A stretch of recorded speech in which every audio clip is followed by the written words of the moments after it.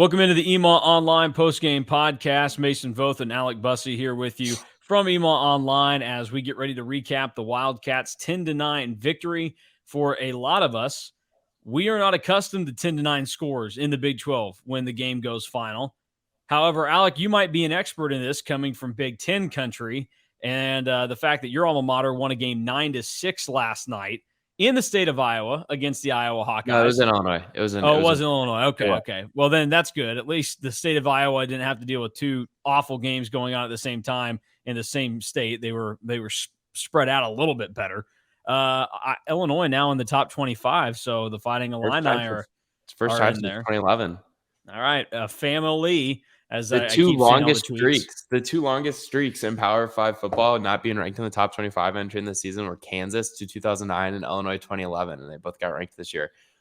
Would you say it feels like 2007, Mason? It does slightly feel like 2007. One other thing to note, we are recording this as the Cowboys play the Rams. Me as a Cowboys fan. And me as a Rams hater. Oh, well, perfect. So a couple Cowboys fans here. The Cowboys they were getting ready to attempt their extra point. They just snapped the ball when the holder was not paying attention. And sounds like Tony Romo. It rocketed off of his left arm and bounced away. But I think there's a flag, so it may not count. But it's just hilarious to see, like, the holder, Brian Anger, not looking at all at what's going on. Ridiculous. All right, let's get to the Cats, though. Or no? No. Romo actually kind of knew it was coming. He dropped it and stuff that came out of that. 10-9, K-State wins. Where does that rank in football games that you've attended? Like from a watchability standpoint, I know that you thought the environment was actually pretty good and some of the other things, and we'll dive into that. But from a watchability standpoint, where did that game sit? Okay, that's a really good question. So you have to understand that a lot of my time watching college football and watching the NFL has been based watching and covering Illinois and the Chicago Bears. So in terms of entertainment value, there's not a lot there. Obviously, Illinois has been one of the worst Power 5 programs of the last 20 years, really of the last 30 years, you could probably say. They've had some success in the early 90s. But the Bears have always kind of been bad, except for 2006 and 2013 and then 2018. So they have been bad for a long time too. So this was bad, but this is going to sound really weird, okay? But I think you might actually agree with it because you kind of have a sick mind when it comes to football like I do. I really kind of enjoy watching offenses that are this bad. I find a lot of enjoyment. I'm not lying to you. I find a lot of enjoyment out of watching Iowa this year. I think it's hilarious. I actually think it's the funniest thing in the world to watch the Iowa Hawkeyes play football and play offense because it's so bad. Now, I will say the way Kansas State and Iowa State played last night was nowhere near that bad. And there was actually situations where it was just what is going on? It was the toughest game to kind of fully get a grasp of what was actually happening because Kansas State actually kind of had some success offensively. They had 388 yards of total offense. Adrian Martinez has 246 passing yards, though 81 of them come on one of the very first plays of the game on a touchdown, and then 67 of them come on another play to Malik Knowles, and we can kind of break that play down, I guess, later in the show because we probably need to. But, I mean, Iowa State throws the ball 38 times, and Hunter Deckers only has 198 yards despite completing 22 passes. That doesn't really make a ton of sense, but I don't know. It was just weird. It felt like the teams kind of moved the ball for a series or two, but then it stalled for a bad penalty, but there wasn't that many penalties called, or they turned it over, but there was only one turnover in the game. It's just weird where the offense is just stalled. Well, I would say this. I do enjoy watching really bad offenses because it is funny, and also especially Iowa. I have zero care in the world about Iowa, so exactly that doesn't bother me. I don't enjoy it when it's K-State, A, because I'm going to see this team continuously. B, I went to school there. You don't want to go to school somewhere and then have them be the laughing stock. No, absolutely not. Why was Kansas football so down in the dumps? It's because the fans didn't care because they didn't want to be associated with that. I would say this though. I don't think last night was truly all about bad offense. I mean, honestly, we can tell now that Iowa State defense is the real deal, and you got to see it in person. That's impressive. Now, I would go to this extent.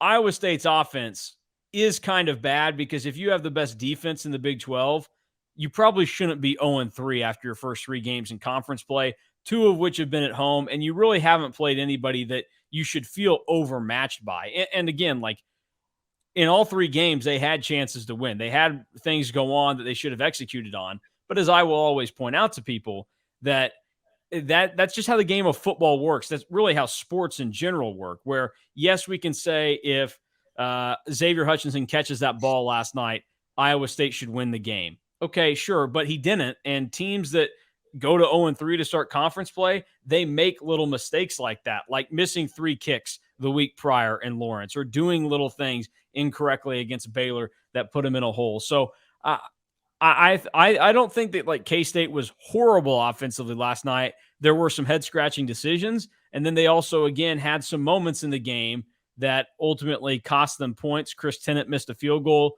and the Malik Knowles play,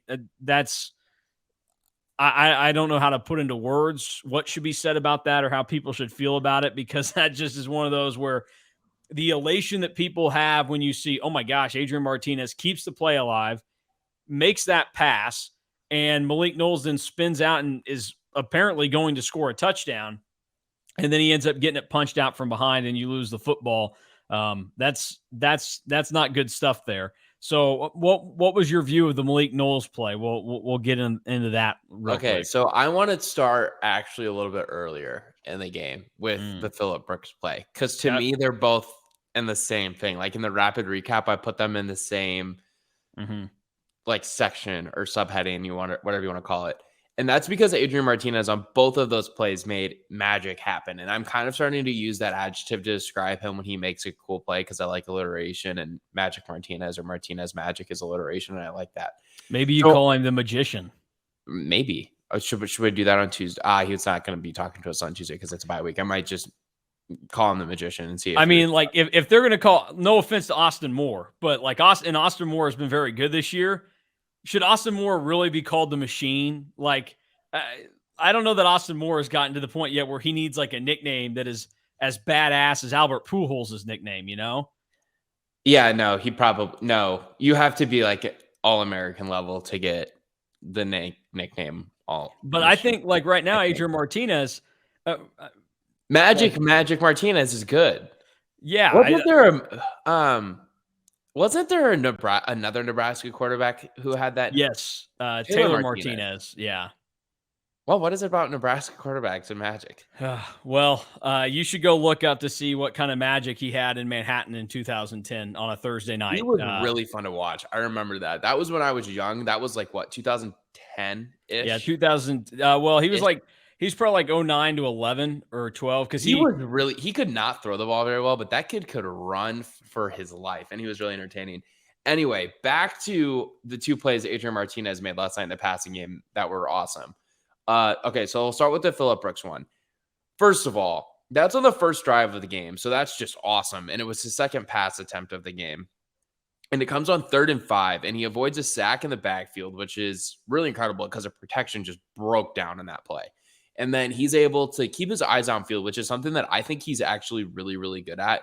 I think it's probably one aspect of his game that doesn't get talked about enough. So he keeps his eyes downfield. Phillip Brooks is able to find his way open, and then Brooks breaks a tackle literally as he catches it, turns around. And after the game, I was able to ask him, I was like, when you break the tackle, when you turn, you see nothing but green, like what's going through your mind? He's like, run as fast as I can and get into the end zone. So that happens. And then a whole like quarter later, all the way into the second quarter, I think it is, he finds Malik Knowles for a play that's so similar. Like Martinez breaks a tackle in the backfield again to avoid a sack on 3rd and 10. So it's a 3rd and long, similar to like a 3rd and 5, where you got to make a play if you want to keep the game going or keep the drive going. And this play is probably better because he finds Knowles, and it's more of like a quick scamper, like, oh, there's someone open, hit him. And then Knowles breaks a tackle, breaks another tackle, and then you kind of see these guys that are like getting close to him. These defenders are getting close to him. And you're like, oh, they're probably going to get him down, but he's probably going to be in the end zone. But give the Iowa State defender a ton of credit on this play, actually, because he peanut punches it. He realizes that if he tackles him, and I don't think this is what's going through his head, but maybe it was. I think he might have been thinking, well, if I tackle him, it's going to be a touchdown anyway. He's going to go into the end zone based off momentum. So I'm just going to try and punch it out. So he punches it out, and then he recovers it, or Iowa State recovers it in the end zone. But it's just nuts. Like, what a wild play. And I tweeted, I don't even know how to summarize this play as it happened. And other people on the K-State beat were tweeting about it too. And they didn't really like describe the play. And I'm thinking, like, I don't really know if I did a good job describing that play or not. But yeah, I mean, those two plays account for whatever 68 plus 81 is. What's that, like 148, 150 yards of Martinez's 246 yards on the night. And like, that's obviously, and I wrote after the game, our 3 positive, 3 negative, that the passing game still needs to come along. And there were moments yesterday where I thought it was really impressive. Like in the third quarter, Martinez hit 3 or 4 passes in a row. None of them were for like significant gains. I mean, 7 yards, 13 yards, 8 yards, 6 yards. But a couple of those passes went to Malik Knowles for first downs. And it's just, I don't know. I feel like there's moments where the passing game feels like it's coming along, Mason, but then there's other times where they clearly still don't fully believe in their passing attack because they only threw the ball 19 times. And when they did throw it and it was successful for chunk plays, it was breakdowns and lucky plays.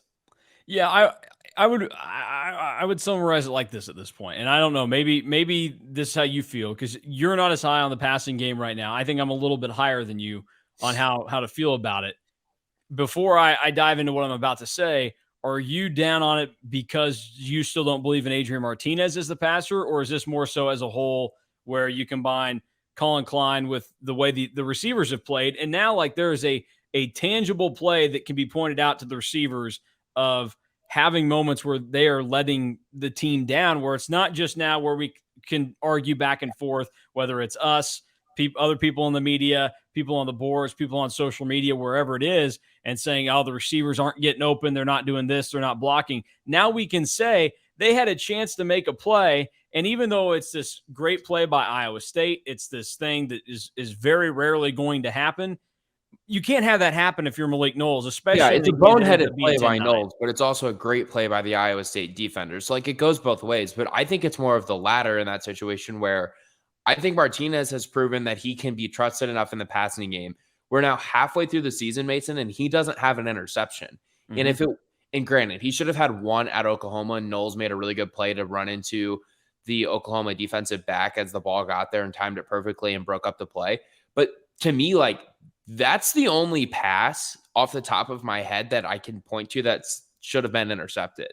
But he also doesn't have very many passing touchdowns. I think he only has, was it 4 on the year? I'd have to pull up his stats to look at that. But he only had 1 last night against Iowa State. And it's just like, I don't think that for whatever reason, they fully believe in his ability to throw the ball, or they don't fully believe in their wide receivers' ability to throw the ball.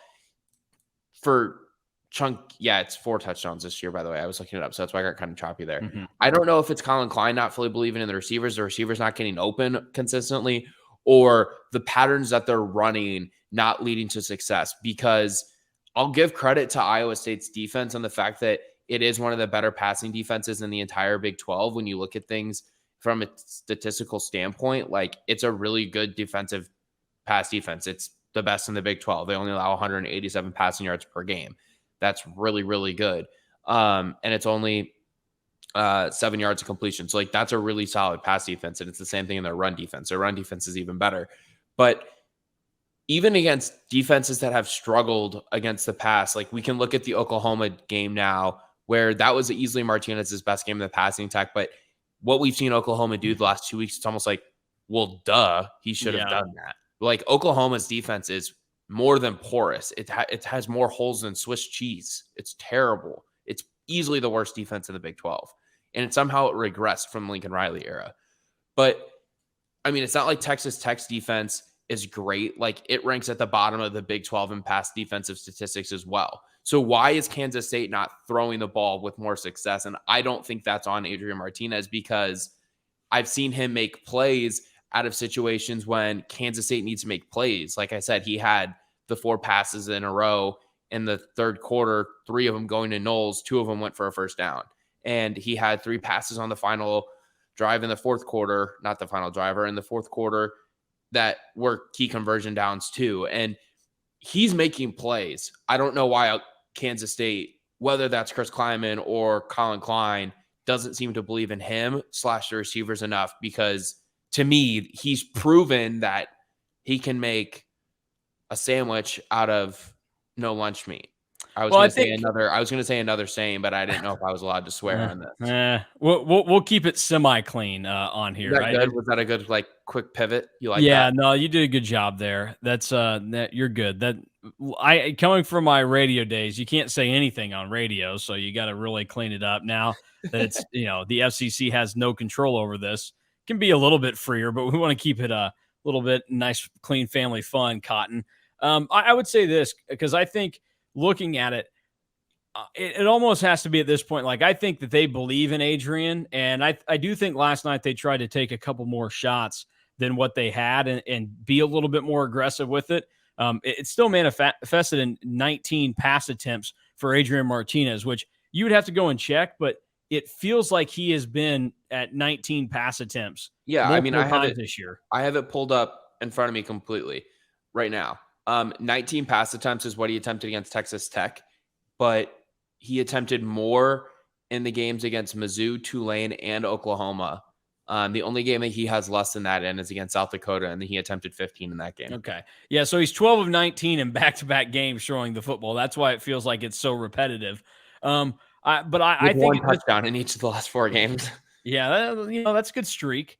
I think looking at it and the way this sets up is the receivers right now, they don't breed a ton of faith into the coaching staff and some of the other decision makers involved, including Adrian at quarterback, because they can make plays, as we saw, but they also don't make enough of them at times. And then the other thing to take into consideration here is the offensive line continues to struggle, and it's not like overall I think that they are horrible or whatever adjective you want to use, but when the offensive line breaks down for K-State, it seriously breaks down. I mean, there were times last night where there wasn't any time for Adrian to do anything or whatever it may be, because looking at like the PFF numbers, and again, we know that PFF isn't the gospel, but they do categorize some of this stuff to try and make it a little bit more digestible for people to hear. If you go and look at the offensive linemen last night, their pass blocking grades, Cooper continues to be 7.1 with his pass blocking grade. Honestly, with PFF, anything over 70 is really good. You get into that 80 range or higher, you're in really good shape. Then these are the next 4 guys that graded out on pass blocking. Ben Sinnott at 78.1. I don't think you want a tight end second in that. No. And I would also say this. I would have used Ben Sinnott on that last play. I guess it was the drive before they got it back and finally iced it, but they had 3rd and short, and they go out of shotgun again, and they go to the right side, and Sammy Wheeler's the guy that's blocking out there. I probably would have given Ben Sinnott, the bigger body, that job, but it is what it is. Christian Duffy at 75.9, which I'll be honest, kind of surprises me, because Christian Duffy's one of those guys that in the moment it feels like gets beat a few more times than not, but his grade stands up. And then after that, you get into 2 more guys that are not offensive linemen. DJ Giddens at 73.5 and Will Swanson at 69.4. You can really toss Swanson out because he only had a handful of snaps in the game. But then moving on from there, KT Leviston at 60.9. That's not great, but I still think KT Leviston has done a nice enough job this year. Tall task for the offensive line last night. Here's what you can't have, though. Hayden Gillum, 47.9, and Hadley Panzer, 33.0. So it's not just these receivers that are causing problems in the passing game. Exactly. That's the biggest problem. Yeah, because you can, with Adrian's skill set, he can buy you time if it's coming off the edge, because either if it's coming from the right, he can probably a little bit easier step up. Yeah. It's the other thing, when it's coming down the middle, he can't step up. No chance.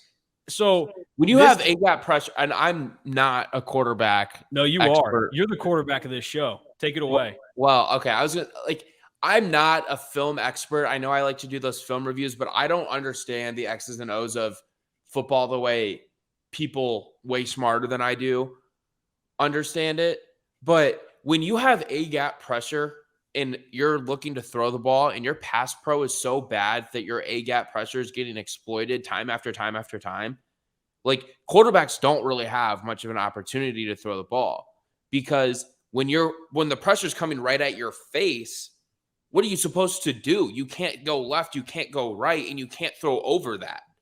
And I think we may have just kind of figured out our answer here just by looking at the PFF numbers from the game against Iowa State. And yeah, like, it's kind of tough because this is my biggest gripe with PFF, and they do a great job. I'm not trying to take anything away from them. I think sometimes it's hard to evaluate the assignment that every player has on an individual play, especially for offensive linemen and defensive linemen. You don't know where exactly they're supposed to go or what their assignment is on each and every play. So it makes grading that kind of difficult.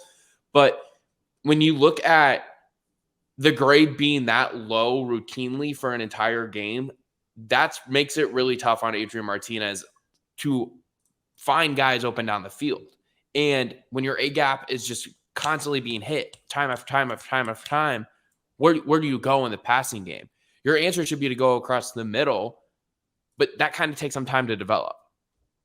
Yeah, this is I would say probably a little bit concerning at this point, trying to figure out where things may end up going. The other thing that I would point out here, like looking at the overall and long season grades, and this is what makes it tough. It would be nice if a guy like Andrew Langang was still available. He did not play last night. He was in uniform though, so that's a step in the right direction, that he traveled with the team and he was in uniform. But we still don't know the full story there. Looking at it, Cooper Beebe, his season-long pass block grade from PFF is 87.9. He's been phenomenal and as good as advertised all season, and is really kind of anchoring things and holding it together. Then out of the guys that get regular snaps there, Christian Duffy is at 69.3. And then you have to start going down the list again, where you get to Hadley Panzer 55.2, Hayden Gillum 54.7, and KT Leviston 52.6. So the offensive line has their struggles. They're not holding up as nicely as one would like. And combine that with, at times this year, the receivers did a better job of it last night, but also part of that just ties into Adrian kept plays alive and made things happen. It adds into why I think the passing game has some of the struggles that we've identified, why they can't necessarily do it as much, because I think Adrian Martinez at this point is capable of it. And one of the things that should be mentioned on this is, I don't know how you felt about this last night, but thinking about how I felt and knowing what some others that I talked to afterwards felt like at Nebraska, people were probably thinking, late close game, get the ball out of Adrian Martinez's hands. when they're trying to ice the game last night, DJ Giddens has played well, but he's a young guy that is kind of coming off the bench cold in some of these situations. What an irony.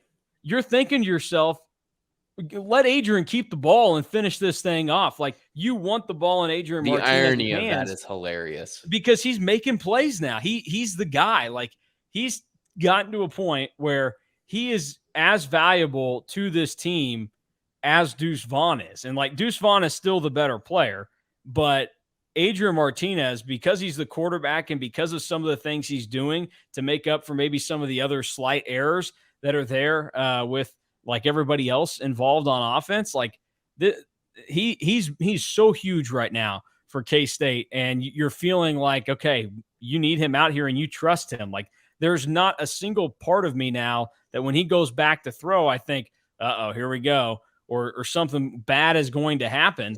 Because I just think he's over that. And I think after he had the tough conversation with his coaches about, needing to cut it loose after the Tulane game, it was the perfect wake-up call. And he's fixed. Like, he's past whatever mental block he had. And now the physical talent that everybody knew he had is there, and he's able to put it to good use. So Adrian Martinez is in a phenomenal spot right now, and playing really well and kind of keeping everything together offensively. and we'll see how they improve, and maybe they'll be able to get a guy like Andrew Langang back out there at some point in the coming weeks when they are able to get their season back underway at TCU 2 weekends from now. Any other thoughts on the offense and their performance? Because, again, you can't do this, as I said earlier, with the Xavier Hutchinson drop ball, but you had what should have been a touchdown taken off. That would have given you 17 points and another missed kick. That puts you at 20. So offensively, the night I don't think was as bad as the final score reflects. Obviously, they put up almost 400 yards at 388. So they moved the ball up and down the field and did enough there. But I would say that they did a pretty good job. What other assessments of the offense do you have? Yeah, I think last night is a really good opportunity to kind of look at the rushing attack and see. And again, while Iowa State has the best rushing defense in the Big 12 by just about every single metric, I do think you're going to start to see teams, if Kansas State doesn't commit more to throwing the football, trying to take away the rush, because I think it's easy to see that Iowa State's defense is really, really good when it comes to, preventing the run, doing a really good job of limiting the opportunities for opponents to find success in the run. I guess it's not the number one rush defense in the Big 12 anymore. It's third. They allow 122 yards per game, which is behind Oklahoma State and Baylor.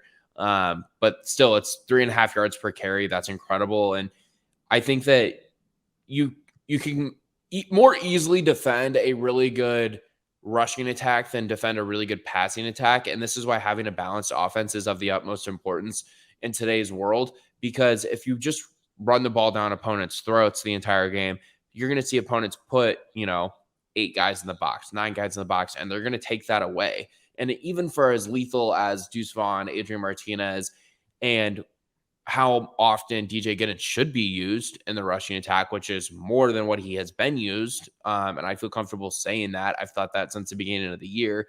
And that kind of manifested itself again last night with Deuce Vaughn going out with an injury, with what you could really kind of say, in my opinion, is the third time this year in K-State's 6 games. He obviously has the cramps against Tulane, misses most of the third quarter, kind of comes back. That's kind of a symptom of overuse. And it's also kind of a symptom too of, not necessarily getting the necessary fluids. But I think you see guys cramp when it's hot, when they don't get the necessary rest and stretching and, breathers, I guess you could kind of say.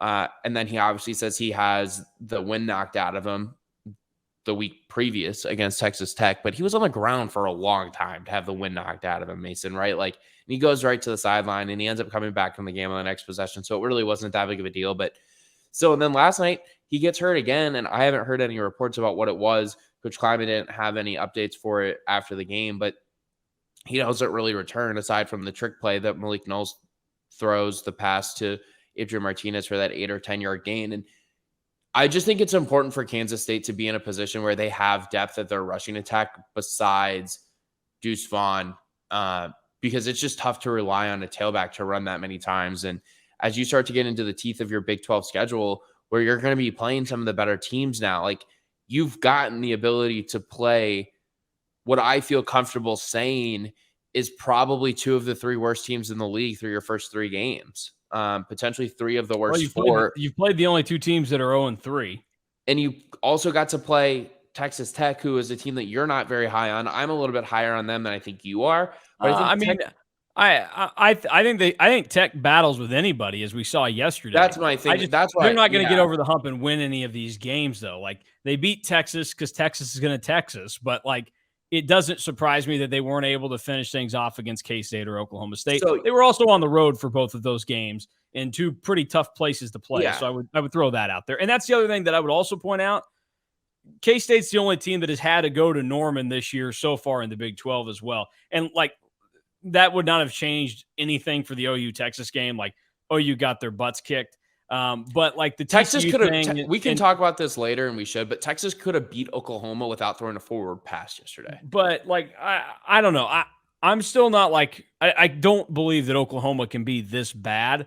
The win certainly doesn't look as good as it was at the time for K-State now. But it'll be interesting and very telling to see what it looks like when KU goes down there this weekend, because I mean, KU's a 7-point underdog for this weekend Why? down there. I guess Why? because maybe Jalen Daniels isn't going to be able to play, and then Dylan Gabriel, if he's back, you would think that'd be a possibility. So maybe that's I mean, it. if Gabriel's back, a lot of their problems are fixed, but it doesn't fix the problems on their defense. So we can talk about this later in the show, like we always end our Let me throw Sunday this out show here with. real quick. You talked about the rushing attack for K-State, and it struggled a little bit yesterday. They couldn't really get Deuce going. Iowa State, again, they just made really good tackles at times. Like Deuce was a cutaway, it felt like, from busting a big one, and each time Iowa State seemed to be able to get there and make a nice play. DJ Giddens did some good things there towards the end, but like I would caution some people on some of this. Like Giddens had like semi-similar numbers. Now he did a nicer job at the end of the game finishing things off. K-State's 131 rushing yards, though, ends up being the most rushing yards allowed by Iowa State so far this season. Baylor put up 123 and Kansas put up 112. No other team did anything like that because Ohio had 24, Iowa had 58, and Southeast Missouri had 98. So K-State deserves some credit for that, even though the rushing attack probably didn't feel like it had a good night. They put up more rushing yards than anybody else had on Iowa State this year, which is very telling. Another thing that K-State did last night with what ends up being 257 passing yards in the game, that is the most passing yards that Iowa State had given up this season. So the point scoring was not there, but also the game was a little different with the pacing of it. But K-State yardage-wise, much to the disagreement of Kirk Ferentz, was the strongest against Iowa State than anybody else was this season. So even though it felt not as good as it could have been, I would still say that it was a better night than what some people are going to lend themselves to give credit to K-State for. Yeah, no, I think the passing offense was fine. Like, I'll give credit there.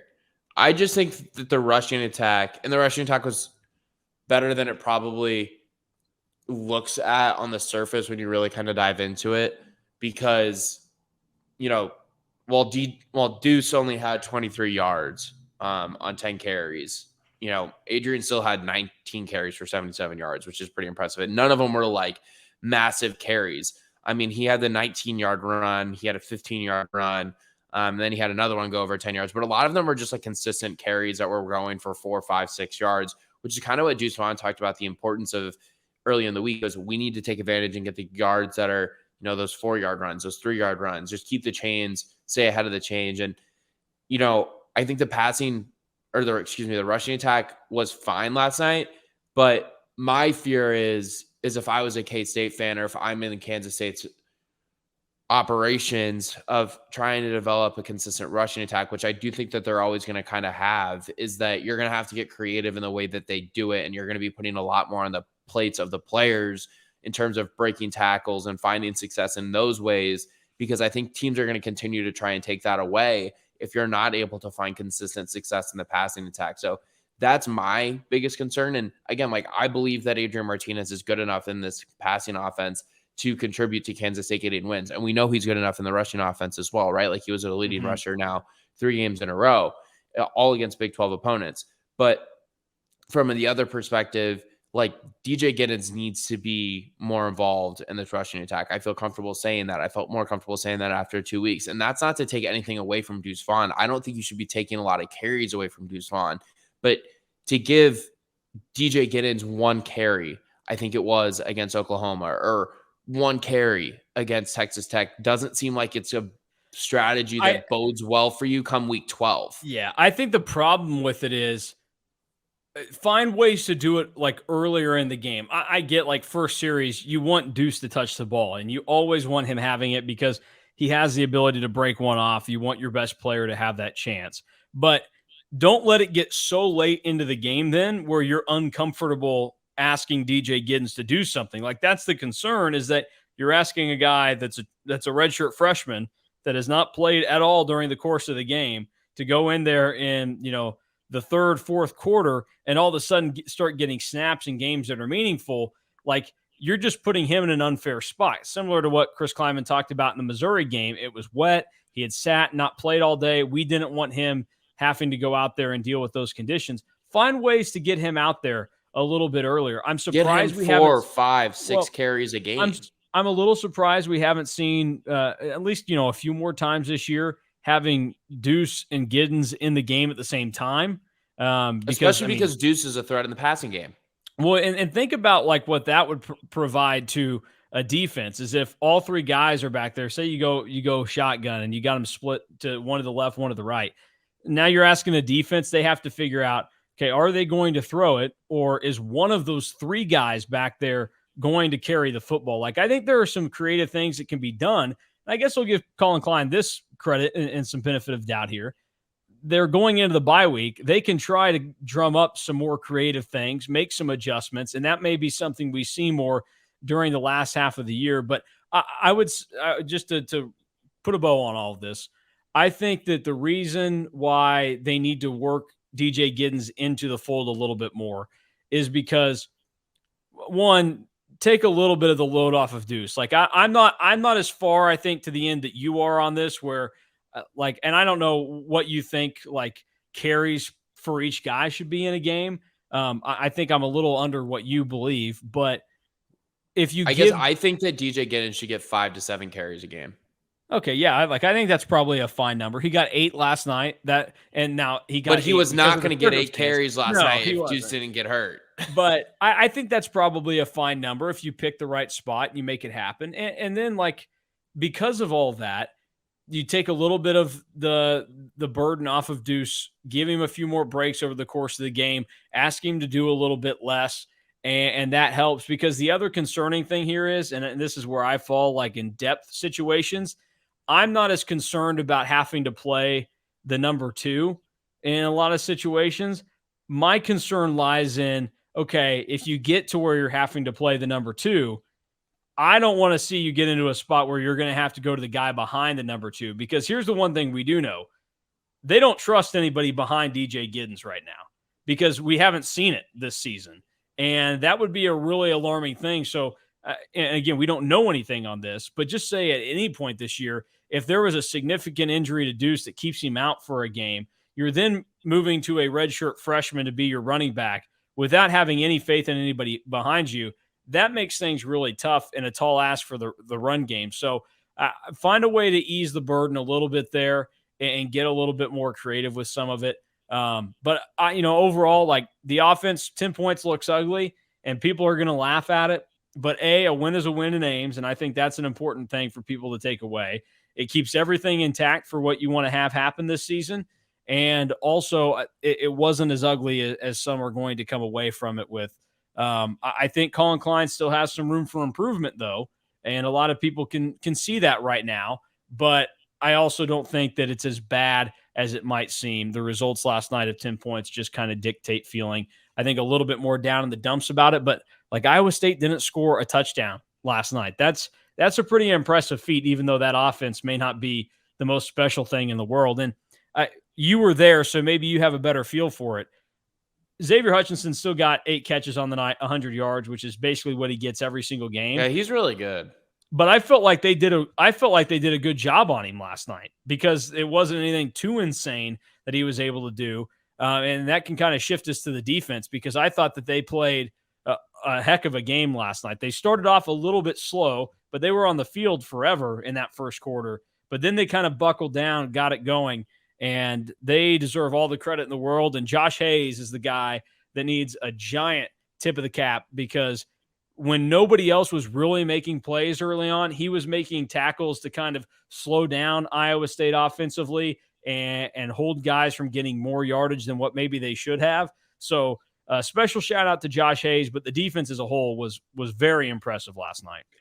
Yeah, Josh Hayes played great, 11 total tackles, 8 of them by himself. He was credited with the pass breakup too, which is pretty impressive considering the position he plays over there at safety. But I thought Julius Brents actually kind of had a sneaky, decent game when you kind of look at it a little bit. I know he spent a lot of time kind of bouncing around with Hutchinson for a lot of the game. And he Brents finishes with 5 tackles, 2 of them by himself. He didn't get credited with any pass breakups, but sometimes that doesn't happen for a corner. So I actually think that Brent's actually had a pretty solid game.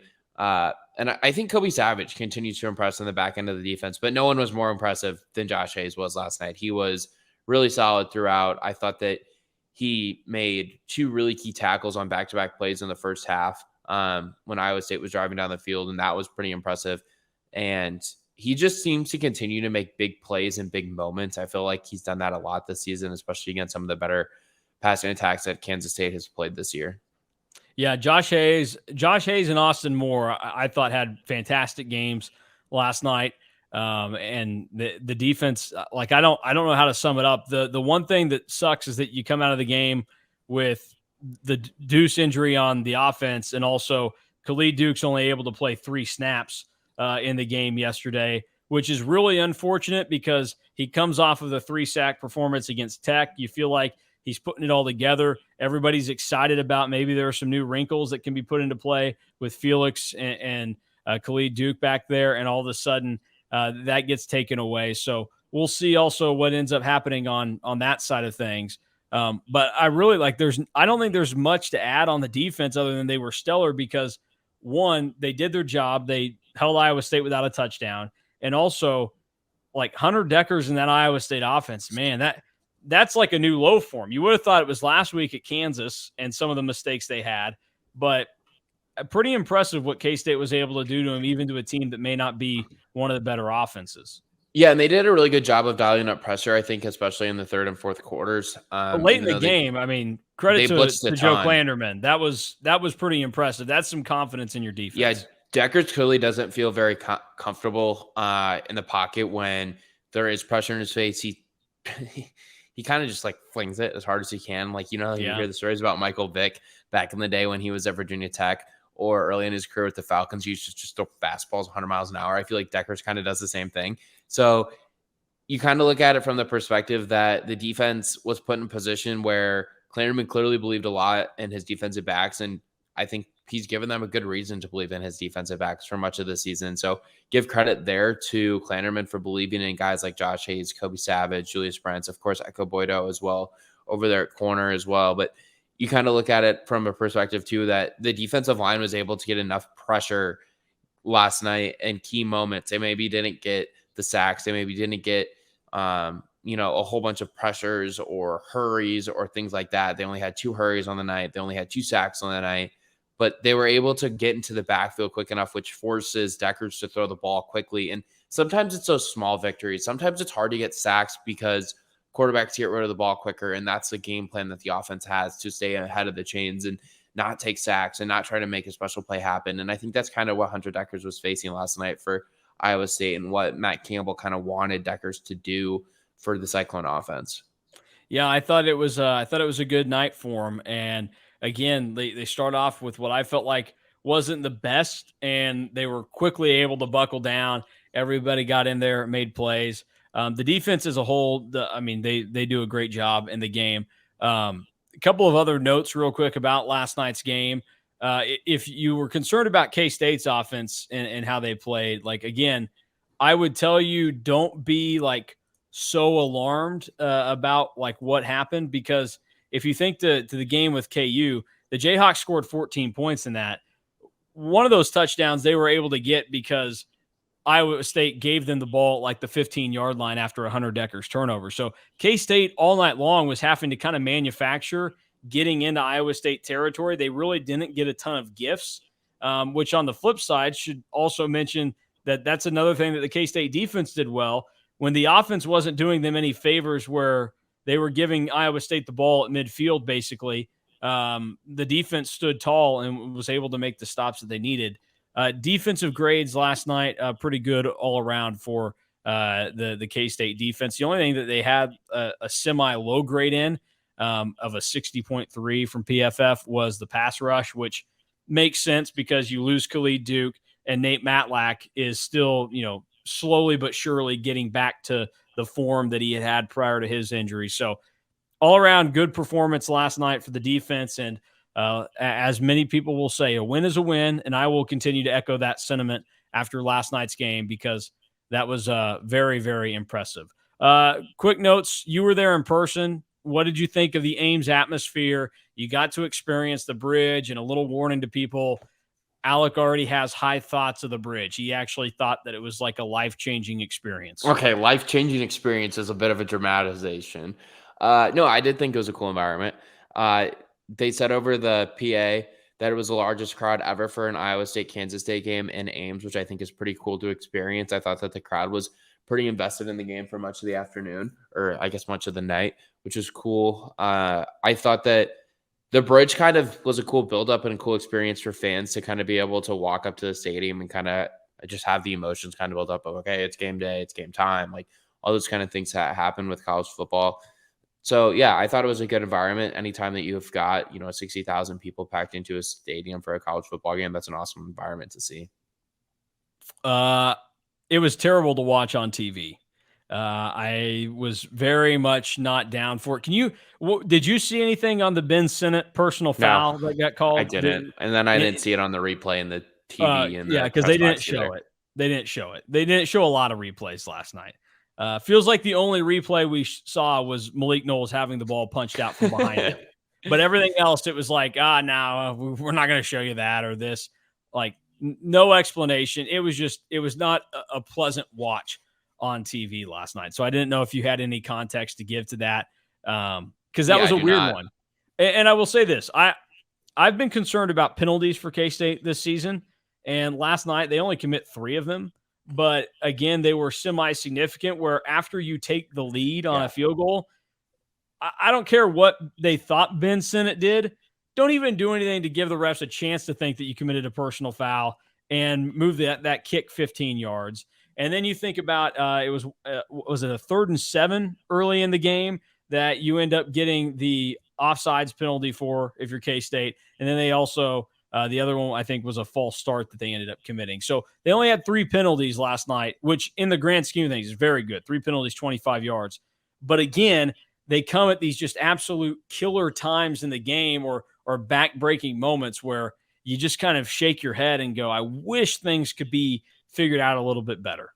Yeah, the unsportsmanlike conduct on Sinnott was obviously pretty costly. When you kind of look at the way that Zentner kicks off, and then kicking off from the 35, and that's obviously tough. And then Zentner doesn't really get a good leg on it. Maybe it was a design squib. I don't really know why you would design. I guess he was kicking off from the 20, not the 35. You always kick off from the 35. Sorry.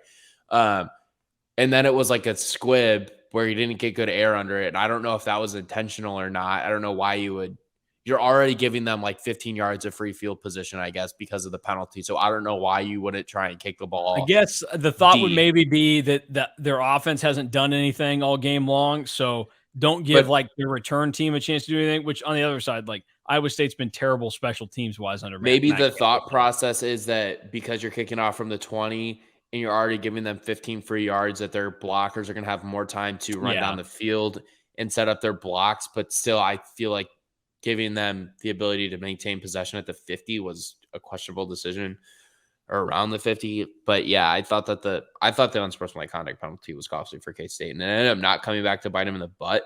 But it probably should have. Yeah, it's just one of those where, like this game shows, the breaks that went against K-State did not cost them. They lucked out last night.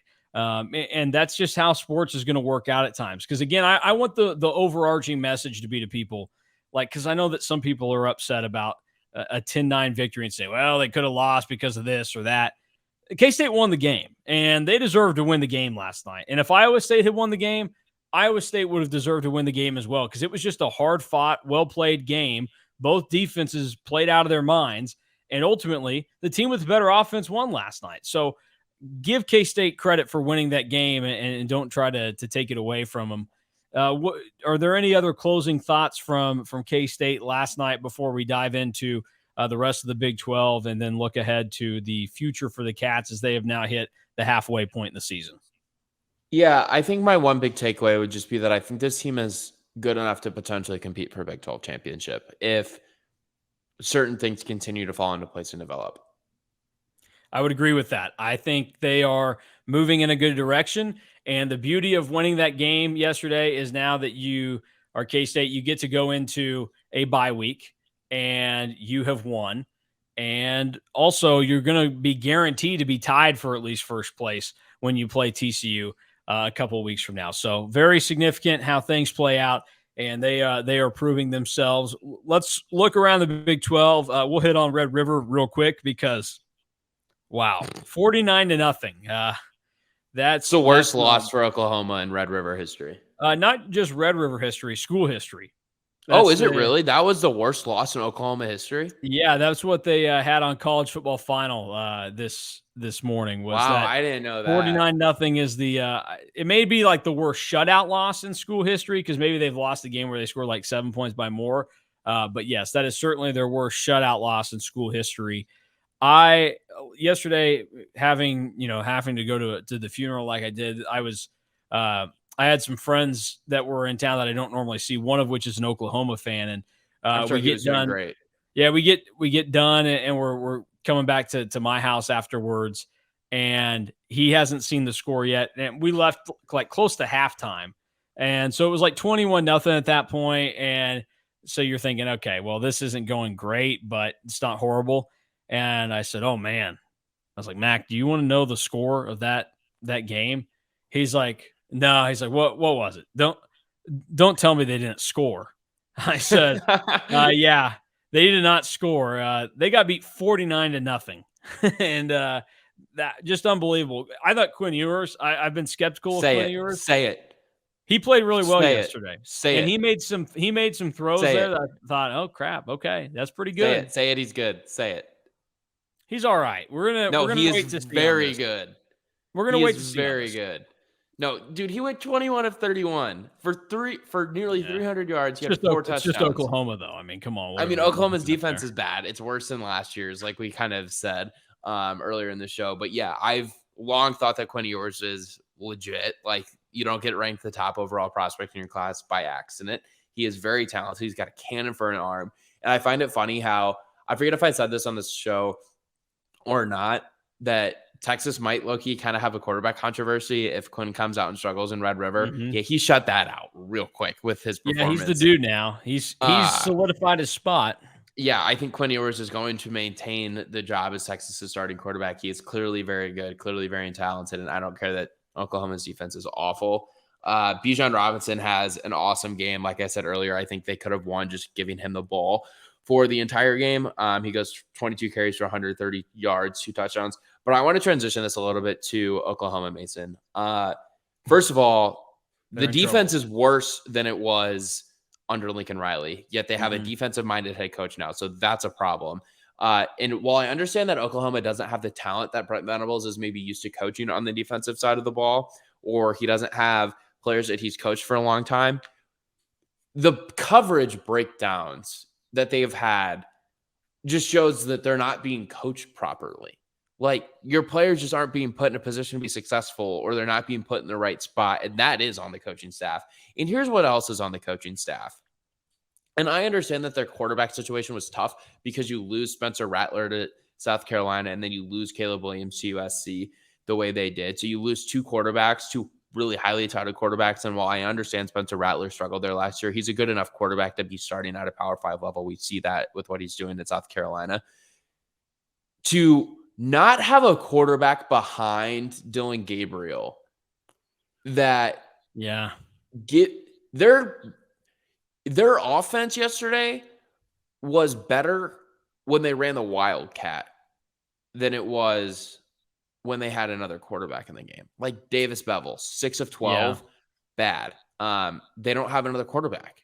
They don't. And when you don't have another quarterback on your roster and you're Oklahoma, I don't feel bad for you. Like, you're Oklahoma. And I get that it's hard to get 2 quarterbacks out of the portal because guys want to go play. But you're Oklahoma. Like, you should not struggle to find quarterbacks. You're Oklahoma. Well, I mean, part of that should probably be put on Lincoln Riley in the situation he leaves there. But again, like, that is also one of those things that teams are going to struggle with now. If you take over a new job, more likely than not, your quarterback will be gone from the previous team.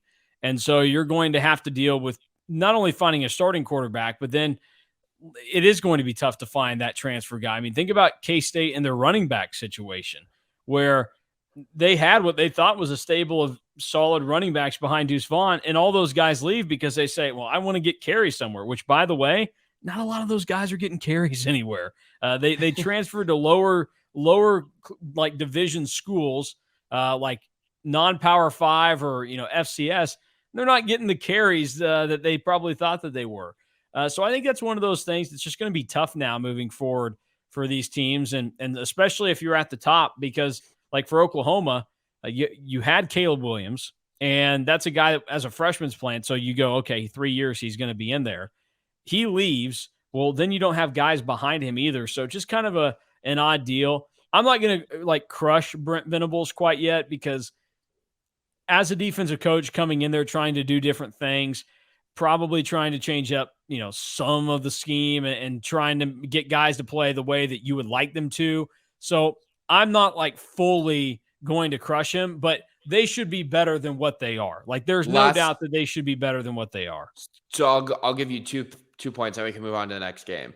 When was the last time we wholeheartedly, everyone in the country, felt comfortable saying that Texas was better than Oklahoma? Probably going to have to go to 2009. Yeah, I would say like 2009, 2005. That's right, 2009. It has to be 2009. Texas won the Big 12, and they played in the national championship. But that Oklahoma team was good, right? Yeah, they were fine. But yeah, they were good. But I think that's the last time that you can pinpoint that we would have considered that. So that's obviously a really long time ago. And here's my second point. I want you to put yourself in the shoes of an Oklahoma fan on a scale of 1 to 10. How much money do I have, real quick? Am I like a poor Oklahoma fan that like is from Arkansas and has no ties to the university, and I'm living in a trailer and I only have like $20 in my bank account? Or am I like a successful, I graduated from Oklahoma, I have a big business, I got a lot of money, so I've got influencer money. You're making $100,000 a year. You've got a nice family. You're an upper middle class citizen. Did I go to Oklahoma? Sure, you graduated in 20. You graduated in 2000. You graduated in 2008. Your favorite. Okay. All right. You somehow got to be good friends with Sam Bradford while you were in high school. While you were at Oklahoma. Okay. Ran into him on the quad or something. Mm-hmm. So you're in the shoes of an Oklahoma fan. On a scale of 1 to 10, where's your panic level at right now? I would probably say not just. Is that for the season, or is that for big picture Brent Venables? For big picture Brent Venables. For the season, okay. I mean, holy crap! For the season, you got to be at 9 you're at right a 10. now. For the season, you're at a 9 or a 10. For Brent Venables, I'm at like a 6. Than it is right now. But yeah, 10. It cannot get worse than it is right now. They've lost 3 games to Kansas at home next week. So they've lost 3 games in a row, and they just lost 49-0 to Texas. I don't think it can get much worse for Oklahoma. It could get worse. Okay. Say Kansas drops like 45 on them next week. That would feel a lot worse. I don't know. So okay, let's move to that game. So real quick though, I will say this. I want to point this out to folks. And again, I'm playing the long game here because either could be right. I said when Brent Venables got hired that they were either going to get to a level that was higher than what Lincoln Riley had them at, to where OU was like a legitimate national title threat, or they would drop off to a level that was much lower than anything that Lincoln Riley would keep them at, to where 7-win seasons would be like the average that they get to. And it's not a great start to the Venables thing, because there is still the talent there to where, especially in the Big 12, they should not be where they're at right now. Like TCU, who was awful last year, and I get it, like OU is banged TCU is up, probably the third most talented team in the Big 12. But they shouldn't be. Like, they fired their coach last year. Is there a third school in the Big 12 with a more strong recruiting territory than TCU? Yeah, but like, again, like if you look at what TCU's been over the last couple of years, and also the fact that like Max Duggan had the whole, well, they may play 3 or 4 different quarterbacks this season thing attached to him. They lost their 5-star running back to the transfer portal and Zach Evans. And like they had all this stuff, and they get a new coach.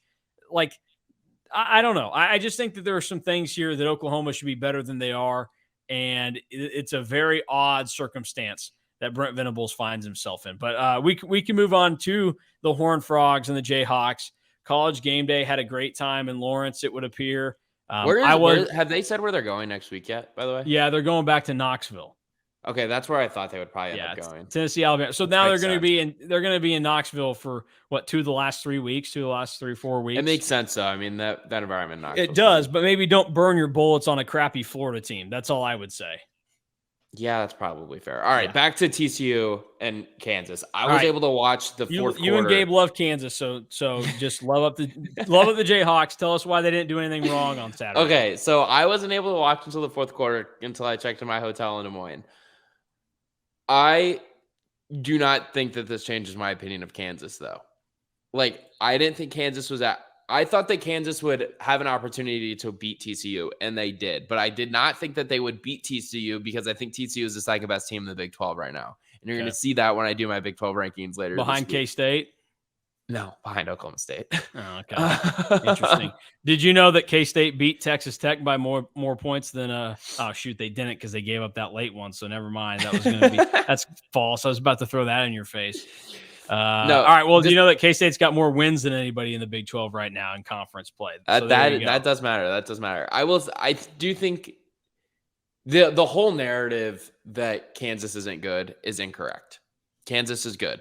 Kansas. Well, I think we're past that narrative that they're not good. Don't tell that to people on our message boards. I think the narrative because is there's people on our message Kansas is not boards. what people assume that they are, and I'm one of them. I'm one of those people that you're talking to right now. You can say me. It's okay. No, because I think you're to a point where you can admit that Kansas is likely to win 7 or 8 games. I think they're likely to win 6 games. I think I'm not Kansas ready to will say find that they're 2 going to more win wins 8 on their games. schedule. I think Kansas will find at least 2 more wins on their schedule. And I understand that their schedule gets a little bit more difficult. They've got Oklahoma left. They have Baylor left. They have Oklahoma State. They go to Texas Tech. They have Texas, and they have K-State. So, it's going to be tough for them to get 3 more wins and get to 8. But I do think that they can find 1 or 2 more wins. I do think they're going to go to a bowl game. This Kansas team has a good offense, and they lost Jalen Daniels against TCU in the first or second quarter. Obviously, Bean comes in, has a really good game. Those are 262 yards, 4 touchdowns, and has a really good day running the ball, too, for 34 yards. I do think this Kansas team, I don't think they're going to get blown out. Maybe they get absolutely rocked by a team like Texas, but I do not think that they get absolutely smoked. No, I don't think that they're at that point anymore. They're certainly past that. I just think it's a matter of, are they going to be able to keep this up and win some of these games that are left on the schedule? Because again, they need credit for what they've done, but as we know now, they have played two of the bottom 3 teams in the league, and we'll see how it goes on from there. We know Iowa State. This is what is unfortunate about Iowa State and all this, and I actually I feel bad for some Iowa State fans, but I also laugh at Matt Campbell, is that you have a fantastic defense, and this is all you can be is 0-3 in the Big 12 right now with that.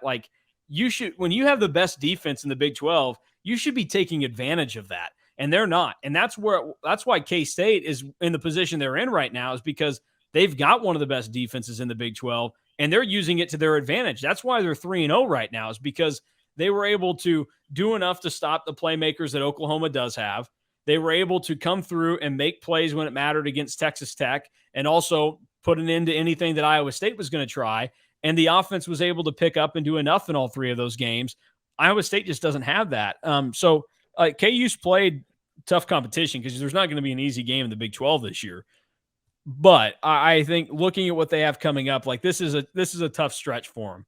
After losing to TCU, now you go on the road to Norman, at Baylor, and then you'll get your bye week just to return home and face Oklahoma State, who, again, at the start of the year, before I realized we were going to have a legitimate KU-Oklahoma State matchup, I thought, all right, Kansas might surprise them in that game. Now I don't think so much, because Oklahoma State is going to be ready to show up and face Kansas. That's the belief that I'm under. So I think you're just going to have a genuine good game there. But KU deserves a lot of credit. We'll just have to see how it finishes out. And I'm probably not, and a lot of K-State fans are probably not the best to ask about this, because watching Big 12 football over the last decade plus, there's no reason to believe that this should be actually happening and that this is something that can continue. And so maybe that's why there are some of these reservations about what can be done moving forward. So I'm still holding back some judgment on Kansas. They're definitely going to win a 6th game. They will probably get to 7, but I'm also not going to be like floored if by some like magical thing things fall out from underneath them, because it's kind of weird to figure out what they are right now. Like I don't know what to make sense of after seeing the last 2 weeks. But they played well enough, so I guess we'll see moving forward. I don't know if I think that they're for certain a top 25 team in the country. Mm-hmm. But I do feel certain that right now, at this point in the season, they are a top 25 team in the country. Like, I think this is one of those years in college football where it's hard to find 25 teams that you want to rank at this point. But when we get to week 12, if Kansas isn't in the top 25, am I going to be surprised? No, not at all. But at the same time, like, I do think this Kansas team is going to continue to find themselves in close games against Big 12 opponents. And I think they're going to come through in some of those games because they have a good offense. And if Jalen Daniels is able to come back from his shoulder injury and to get that offense going. Real quick, can we pause the Jalen Daniels hype? Because he wasn't doing anything against TCU yesterday, and then Jason Bean made it look like it was nothing in the second half.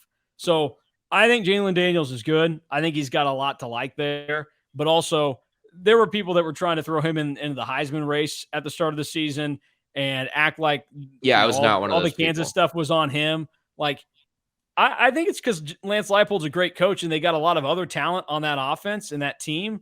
So I don't really know what to make of the Jalen Daniels, Jason Bean thing, but I don't want that to become the narrative, because I do think that there are going to be some people out there that are like, well, if Jalen Daniels doesn't get hurt, Jalen Daniels didn't do squat yesterday in the one half that he got. He had a QBR of 1.5 yesterday. That's not good. No, and he played the entire first half. Like, he got hurt on the final offensive play that KU had in the first half, and then they kicked the field goal, and then TCU went to halftime. Like, he played a full half and was not fantastic yesterday. But Jason Bean came in there and was really good, which for KU, that's a good sign moving forward. No matter who you're going to have to play, you got 2 realistic quarterbacks there. And I credit to Jason Bean. We just talked about OU having a quarterback mess. Jason Bean is a starter last year for KU. He gets unseated the last half of the year by Jalen Daniels. Some injuries played a role in that. But Jalen Daniels starts the K-State game, gets hurt. Jason Bean has to go in there. Bean gets hurt. And then they end up having to finish it off with whoever the third stringer was last year. I don't even remember who it was at this stage. Like, credit to Jason Bean for staying at KU and then coming out and looking better than he did last season. But KU is going to be an interesting watch because they're certainly a good team. Nobody can take them for granted. But I also am not going to just buy in that they are what everybody wanted them to be. But they're still a fine story if you're outside of Manhattan. But we'll see what next week brings for them. Because the Sooners, I'm going to go back to the well. I have a tough time believing that they can lose a 4th straight game, a home game to Kansas. It seems unfathomable. But at this point, like, KU should have probably been favored in this game. Like, I'm trying to comprehend why the spread is as big and is in the favor of Oklahoma as it is, but I don't know. We'll see. We'll see where it ends. All right, last game we got to talk about. Oklahoma State, Texas Tech. It had points. It lived up to that hype. Texas Tech ends up not being able to have Donovan Smith go to start, so Baron Morton, a freshman, gets to start and is tasked with throwing his arm out. 39 of 62, 379 yards and 2 touchdowns.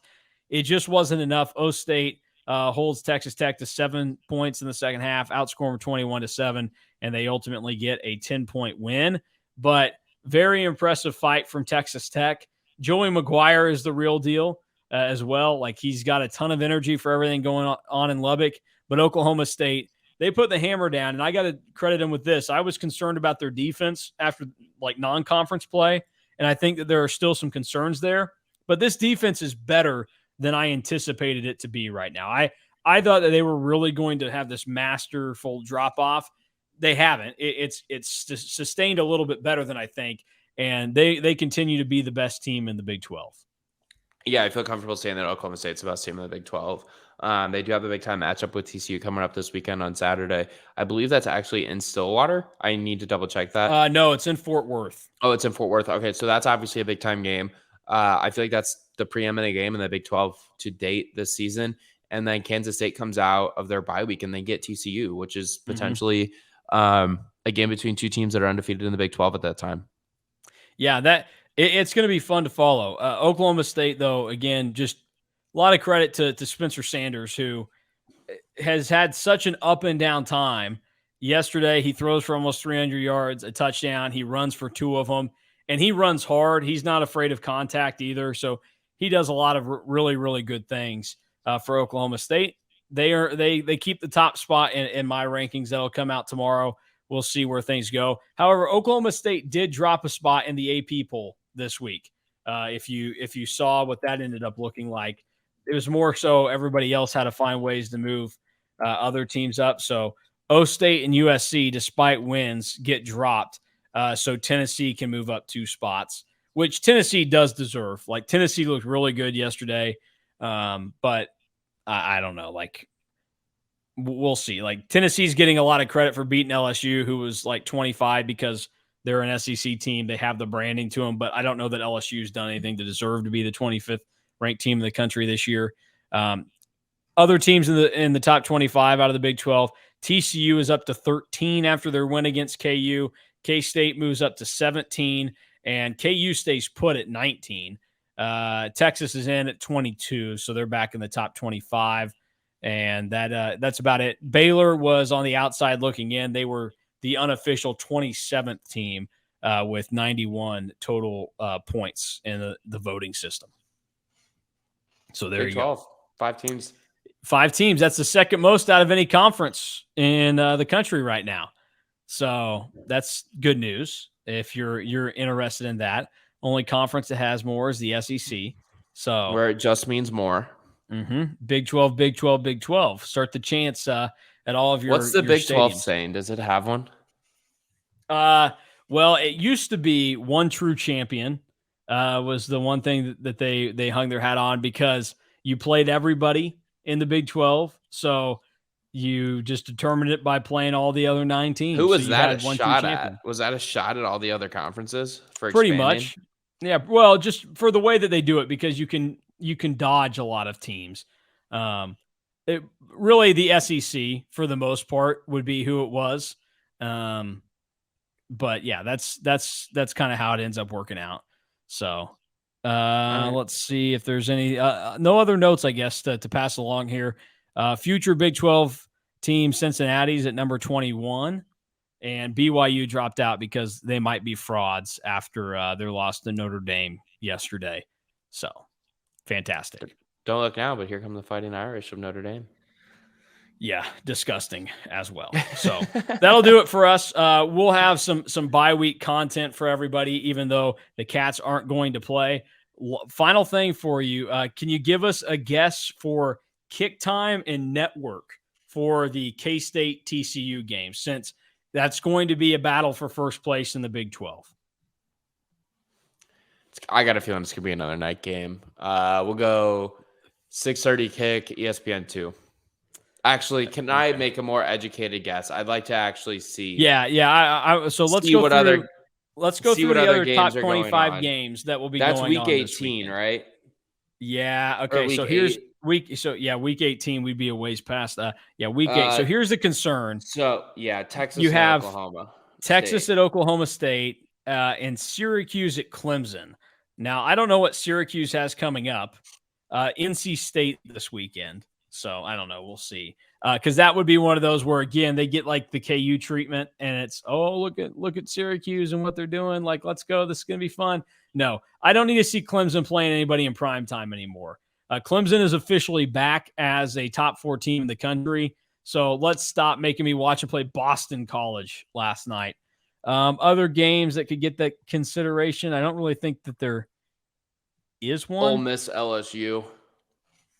So, Ole Miss LSU would be one. Nobody's going to care about LSU anymore. Yeah, so but Ole Miss could very well be undefeated at that point, and undefeated going into the Alabama game.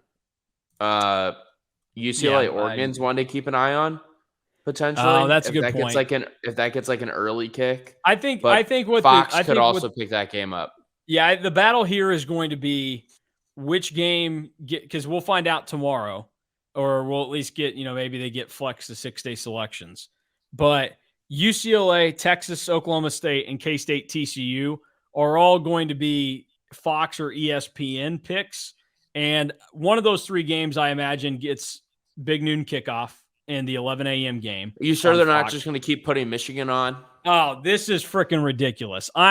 We need to stop. What did Gus Johnson buy a house in the state of Michigan? Dude, it's again. You know it's happening again next week, right? I do know. Yeah, I don't get it. I don't get it at all. You did not sound happy about that either. I just don't like. Why do we have to keep seeing Michigan beat up on terrible teams? Well, the other thing too is that I get it when they go to Iowa. That actually makes sense to me. Iowa sucks. Why did it going there this year? But why did it happen this week when they played Indiana? I don't know. It makes no sense. I mean, I guess there wasn't a lot of other great Big 12 games or Big 10 games going on at that noon window, but why not go to Kansas? Yeah, that's what channel was that game on? That game was on FS1. Yeah. So why did you not go there? I don't know. It kind of crazy. Good news, Michigan does not play week 8. So they've got a bye week. So Michigan cannot steal. That makes sense because Michigan plays Penn State next week, and that's a big But game. Iowa goes to Ohio State. Game day's not going to Michigan. What a slap in the face. Let's see here. I'm going to guess that K-State TCU, you're probably right. I think it's either an 11 a.m. or night game. I think. Listen, I kind of hope it's an 11 a.m. kickoff. I'm tired of staying up till 3 o'clock in the morning on these road trips. I know fans, you guys like your night games, but here's the thing though. I think after last night, I think a lot of people would tell you that road night games are stressful for people. You sit around all day. You don't get the pomp and circumstance of actually being at the game unless you travel. And then you have to deal with all the other stuff going on. So I think people will probably tell you that they don't even really enjoy road night games. Now, home night games are a different story. It's a little bit more fun in big time, but that's for our travel purposes. What is it that you would prefer most? I'm good either way. I really don't have. I really don't care. Is this going to be we're leaving on Friday regardless of when the kickoff is, or are we going to be driving? Oh, no, probably not. If it's the night game, there's no reason to leave on Friday. Oh, that's a long day on Saturday if it's a night game. It's only 5.5 hours. 5.5 hours? It's only 5.5 hours from Wichita. Wichita to Dallas? It's only 5.5 hours? Yeah. Wow. That's wild. It's 5 hours from here to Ames. Yeah, no, I remember going there in 2016 and I thought it was it's not that bad. It wasn't as fun as it should have been. I would say that. So, all right, well, we'll see tomorrow what the TV and the kick time ends up being. Whatever it is and whoever it is you pray to tonight, put in a good word for whatever you want the kick time to be, and we'll see what the outcome ends up being. Just please, no more ESPNU games. I know that some of you hate ESPN Plus. Playing on ESPN Plus is much better than playing on ESPNU. I want that to be thrown out there. ESPNU kind of feels like a bigger slap in the face than ESPN. I like ESPNU needs to bring back the logos that they had for each individual school, or they decorated. They need to just go back to really focusing more on the ESPNU part of it and not feeling like a second-rate channel as they are now. But enough said there. We'll have more complaints and breakdowns over the coming weeks. You can find us on EMAW Online, where if you missed it from this past weekend, you can go find highlights from Avery Johnson's performance against Derby and an interview afterwards, which again just kind of reaffirms to everybody he is so locked into K-State and appears to be very, very excited to be a Wildcat. Why you smirk and it's just funny that you're just reassuring everyone that he's not going anywhere. People need it. He's not going anywhere, guys. He's staying around. People need it, especially in the world we live in these days. But I also I think for people, it's fun to see you've got a dude that is that talented and he's that excited to come play at your school. I think people enjoy that. So go check all that out and everything else we'll have throughout the week. And even though it's a bye week, we'll have Wildcat Weekly with Deuce Vaughn this week as well. So get an update from him at the midway point of the season and plenty of other fun things to come your way. And that'll do it for us here at EMAW Online.